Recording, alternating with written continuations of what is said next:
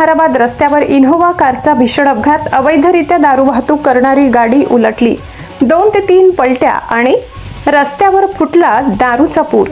ढोलबारे गावाजवळ चालकाचा ताबा सुटल्याने थरार. पोलीस ॲक्शन मोडमध्ये. लाखो रुपयांच्या दारूसह वाहन जप्त. राज्य उत्पादन शुल्क विभाग झोपेत आहे का? नागरिकांचा संतप्त सवाल.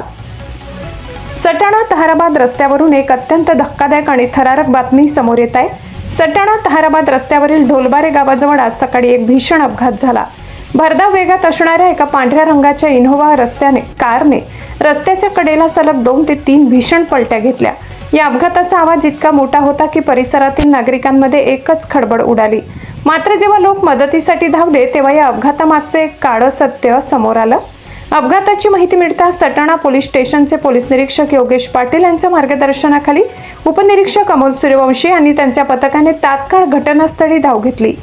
पोलिसांनी जेव्हा अपघातग्रस्त इनोव्हा कारची तपासणी केली तेव्हा पोलीसही चक्रावून गेले. या आलिशान कारमध्ये कोणत्याही प्रवाशाऐवजी चक्क लाखो रुपयांचा अवैध दारूचा साठा लपवून वाहतूक केली जात होती.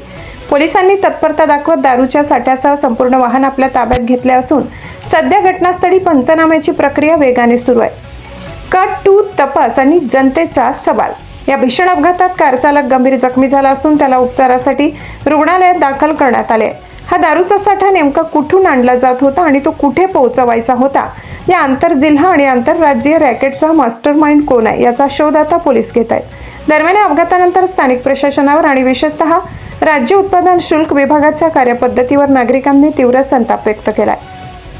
एवढ्या मोठ्या प्रमाणावर लाखो रुपयांच्या दारूची अवैध वाहतूक उघडपणे सुरू असताना संबंधित यंत्रणांचे याकडे दुर्लक्ष कसे झाले की यामागे काही साटलोट आहे, असा थेट सवाल आता जनता विचारत आहे.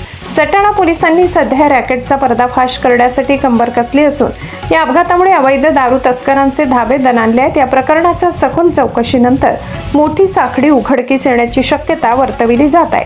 खुशाल देवरेसह पुंजाराम खांडवी, कडवट.